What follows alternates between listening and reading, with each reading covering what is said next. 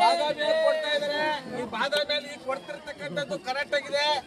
ನೀರು ಇಲ್ಲ, ಗಟ್ಟಿ ಇಲ್ಲ, ಇದೇ ಲೆವೆಲ್ ಅಲ್ಲಿ ಸಂಜೆಗಣ್ಣ ಭಕ್ತರಿಗೆ ಕೊಡಬೇಕು ಅಂತ ನಮ್ಮ ಮೈಸೂರು ದೇವತಾ ಕನ್ನಡಿಗರ ಬಳಗದಿಂದ ಚಾಮುಂಡಿ ಬೆಟ್ಟದ ಪ್ರಾಧಿಕಾರಕ್ಕೆ ಮನವಿ ಮಾಡುವುದರ ಮೂಲಕ ಎಚ್ಚರಿಕೆಯನ್ನು ಕೊಡ್ತಾ ಇದ್ದೇವೆ. ಹಾಗೂ ಮೆಟ್ಲಲ್ಲಿ ಏನು ಭಕ್ತರು ಹತ್ತು ಬರ್ತಾ ಇದಾರೆ, ಶೌಚಾಲಯಗಳಿಲ್ಲ.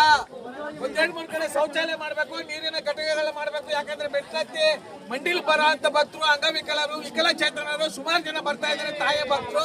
ಆಮೇಲೆ ಹಿರಿಯ ನಾಗರಿಕರು, BP ಶುಗರ್ ಇರೋರು ಬರ್ತಾರೆ. ಅವ್ರು ಮೂತ್ರ ವಿಸರ್ಜನೆ ಮಾಡಬೇಕು ಅಂದ್ರೆ ಶೌಚಾಲಯಗಳಿಲ್ಲ, ಶೌಚಾಲಯಗಳು ಮಾಡಬೇಕು ಅಂತ ನಾವು ಜಿಲ್ಲಾಡಳಿತಕ್ಕೆ, ಚಾಮುಂಡಿ ಬೆಟ್ಟದ ಪ್ರಾಧಿಕಾರಕ್ಕೆ ಭಕ್ತರ ಮೂಲಕ ಎಚ್ಚರಿಕೆ ಕೊಡುವುದ್ರ ಮೂಲಕ ಮನವಿಯನ್ನು ಮಾಡ್ತಾ ಇದ್ದೇವೆ. ಜೈ ಕರ್ನಾಟಕ, ಕನ್ನಡ ಮಾತೆಗೆ. ಇನ್ನೂ ಒಂದು 2-3 ಡಸ್ಟ್ಬಿನ್ ವ್ಯವಸ್ಥೆ ಮಾಡಿ ಅಂತ ಹೇಳಿ ಸರ್. ಯಾಕೆಂದ್ರೆ ನೋಡಿ, ಚಾಮುಂಡಿ ಬೆಟ್ಟದ ಬಸವೇಶ್ವರನ ಸನ್ನಿಧಿಲಿ ನೀವು ಹಾಲು ಮತ್ತೆ ಬಿಸ್ಕೆಟ್ ಕೊಡ್ತಾ ಇದ್ರಿ. ಬೃಹತ್ ಆಕಾರದ ಕಸದ ಬುಟ್ಟಿಗಳನ್ನ ಮಡಗಬೇಕು. ಯಾಕೆಂದ್ರೆ ಎಲ್ಲಿ ಬೇಕಲ್ಲಿ ಬಿಸಾಕೊಂಡು ಹೋಗ್ತಾವ್ರೆ. ಪುಟ್ಟ ಬುಟ್ಟಿಗಳು ಮಡಗಿದ್ರೆ ವ್ಯವಸ್ಥಿತವಾಗಿ ಎಲ್ಲಾನು ಕಾಪಾಡಬೇಕು. ಸುಮ್ಮನೆ ಹಣಗಳು ಮಾಡೋದಲ್ಲ, ಸಾರ್ವಜನಿಕರ ದುಡ್ಡು ಹೊಡೆಯೋದಲ್ಲ.